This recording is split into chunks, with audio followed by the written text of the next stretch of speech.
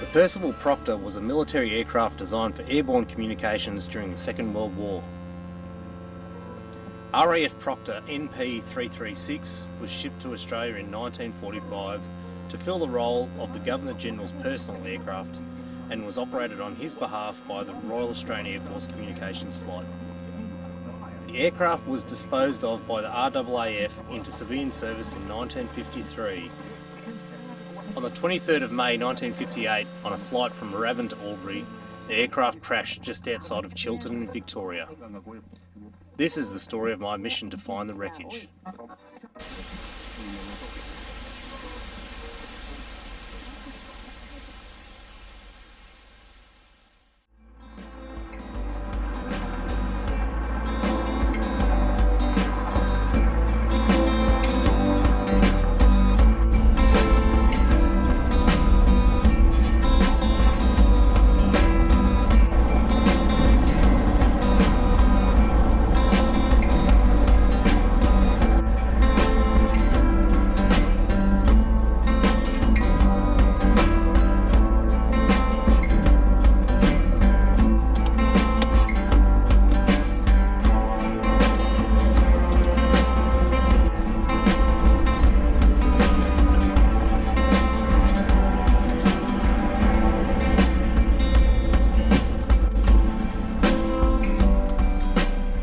So I'm just going to get the coordinates off my Garmin Fenix 6S Pro GPS watch so that I know where I'm going when I walk into the bush there, because I don't want to get lost, because I can get a few hundred metres in and then not be able to see back here. So let's find the location. Alright, I've got the location pulled up, so let's head into the bush and go and find it.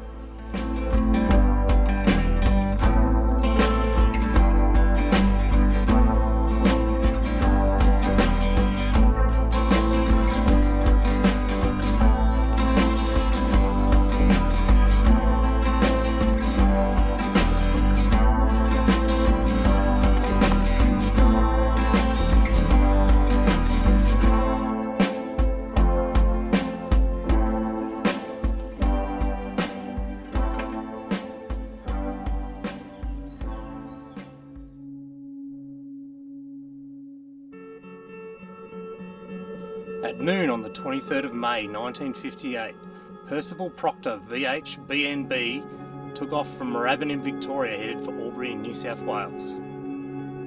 On board were pilot Leslie Elliott and his companion Joyce Roberts. The flight appeared to go smoothly till they neared Chiltern, where locals witnessed the aircraft in difficulty before crashing in bushland on nearby Skeleton Hill.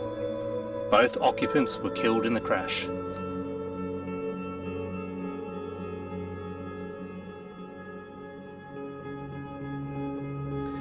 Mechanical failure is believed to be the cause of the crash. It's just yet another aircraft claimed by the rolling hills of the Great Dividing Range.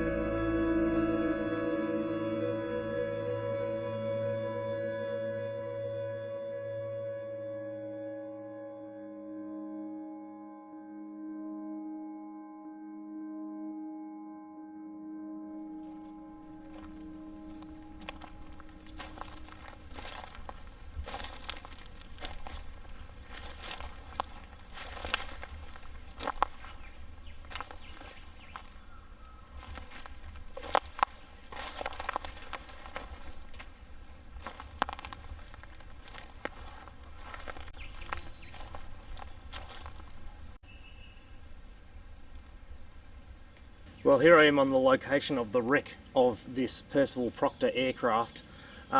Just upon initial thoughts of the crash, I can definitely tell that we've got two metal fuel tanks here, which seem to have lasted the test of time over the last 70 odd years. But I can also see other discernible parts, like this part here seems to be the bell crank right at the rear of the aircraft, because you can see that there's two arms for the cables to come back from the rudder pedals right up the front of the aircraft to be able to maneuver that rudder. And it's possibly even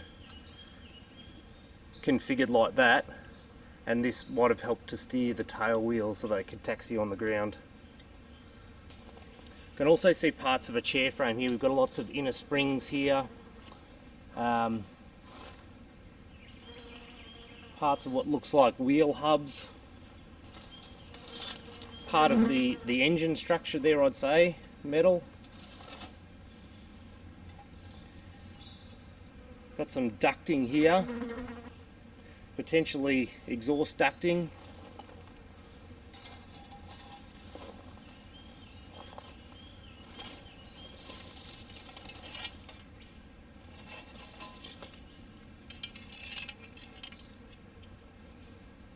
Some sort of conduit for cable.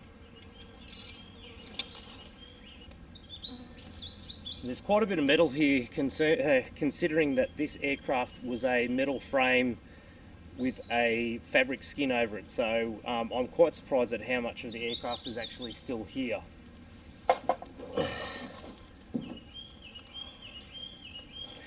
Now that is definitely an exhaust duct. You can see here the big flange where it connects onto the block of the engine. Got ducting. Ducting to duct the exhaust away from the engine nacelle there. So this fuel tank is not in nearly as good a condition as the other one is. You can see it was probably blown apart when the aircraft impacted the ground here. But considering it's been laying out here for the better part of 70 years, I'd say it's lasted the test of time fairly well.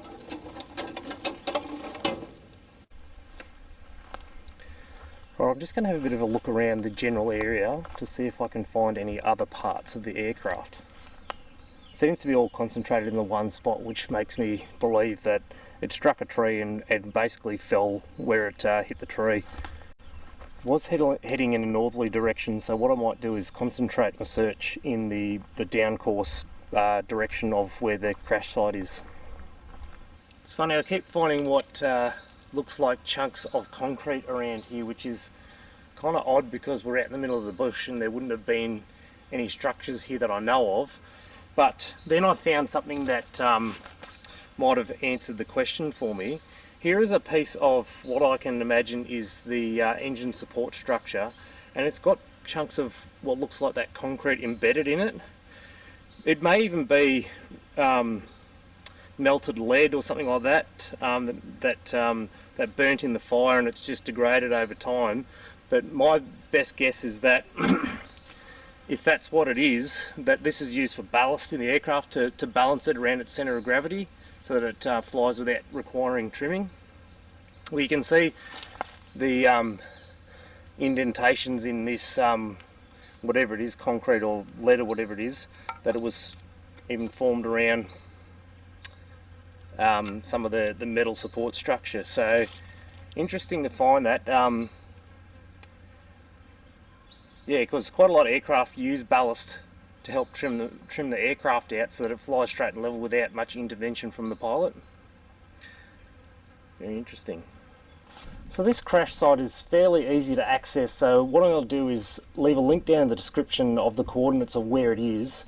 But as always, I ask you to just come and have a look, pick up the parts, have a look at them, but put them back where you found them and be respectful of the final resting place of where these people died.